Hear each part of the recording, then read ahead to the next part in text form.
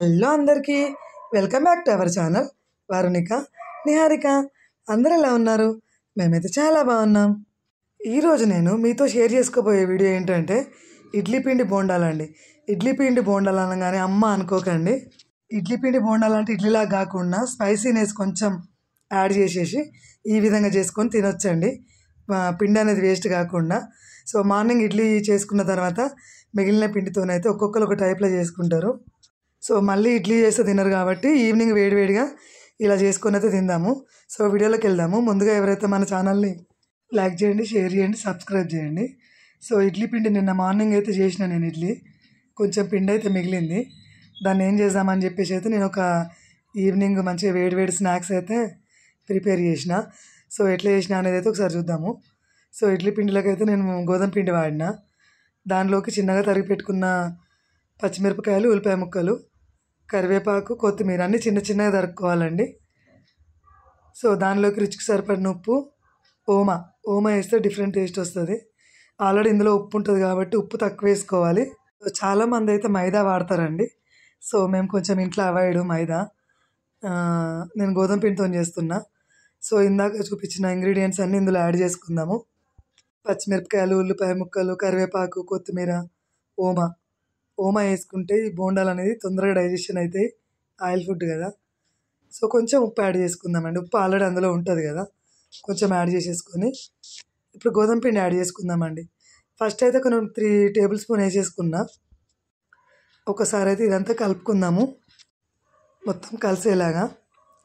మనకి ఎంత పిండి సరిపోతుందో చూసుకోవాలండి బోండా వేయడానికి ఎట్లా ఉండాలనేది. సో ఇప్పుడు కొంచెం లూజ్ ఉంది, కొద్దిగానైతే యాడ్ చేసుకుందాం. మళ్ళీ ఒక 2 టేబుల్ స్పూన్ పట్టింది నాకు. టోటల్గా 5 టేబుల్ స్పూన్ పట్టింది. సో ఈ విధంగా కలుపుకోవాలండి మొత్తము కలిసే విధంగా. సో కొంచెం ఒక 1/2 టేబుల్ స్పూన్ పెరుగు వేసుకున్నా నేను. పెరుగు కూడా అవసరం లేదు, ఆల్రెడీ మనకు ఇడ్లీ పిండి పులిసి ఉంటుంది కాబట్టి కొద్దిగా అయితే సోడా యాడ్ చేసుకున్నా నేను. కొద్దిగా పెరుగు, కొద్దిగా సోడా, అది కూడా మొత్తం కలిసేటట్టు ఈ విధంగా కలుపుకోండి. సో ఎంత గట్టిగా మంచిగా కలుపుకుంటే పిండికి బోండాకి అంత సాఫ్ట్నెస్ వస్తుంది. ఈ విధంగా అయితే కలిపేసుకుందాం మొత్తము. ఇలా బోండా చేతిలో పట్టుకొని వేసేలాగా ఆయిల్లో. సో చేయండి. ఈవినింగ్ పిల్లలు, హస్బెండ్స్ ఇంటికి వచ్చేసరికి వేడివేడిగా చేసి ఇవ్వండి. ఇడ్లీ పిండి అన్న సంగతే మర్చిపోతారు వాళ్ళు, అంత ఎమ్మిగా ఉంటుంది. సో నూనె ఫస్ట్ పెద్దగా పెట్టుకుందామండి. మంచిగా నూనె వేడైన తర్వాతనే వేసుకోవాలి. వేసుకొని మంటని మళ్ళీ మీడియం ఫ్లేమ్లో పెట్టుకోవాలి. బోండా వేసుకున్న తర్వాత ఈ విధంగా కొంచెం కొంచెం పిండి తీసుకొని మొత్తం ఈ విధంగా వేసేసుకోవాలండి. పెద్దగా వేసుకోవద్దండి, మధ్యలో పిండి ఉడకదు. కొంచెం ఇట్లా మీడియం సైజులో. సో ఇవన్నీ అయితే వేసేసుకున్నాను నేను. సో ఇవన్నీ విడిపించుకుందాం, తొందరనే విడిపోతాయండి. చూడండి, స్పైసీగా ఆనియన్స్ తగులుతూ మంచిగా ఈ ఓమా ఫ్లేవర్తోని చాలా బాగా అనిపిస్తుందండి. టేస్ట్ అంత బాగుంటుంది. వీటిని కిందికి మీదికి ఇట్లా అనుకుంటూ వేపుకోవాలండి, డీప్ ఫ్రై చేసుకోవాలి. లేకపోతే ఒక సైడ్ కాలుతుంది, ఒక సైడ్ కాలదు. సో ఈ కలర్ వస్తే సరిపోతుంది. పైన క్రిస్పీగా, లోపల సాఫ్ట్గా మంచిగా ఉంటుందండి ఇట్లా మీడియం ఫ్లేమ్లో మనం కాల్చుకుంటే. సో ఇదే విధంగా ఇంకొక రౌండ్ కూడా వేసేసుకుందామండి. వేడివేడిగా మంచిగా ఈ వర్షాకాలం ఏదన్నా తినాలనిపిస్తుంది.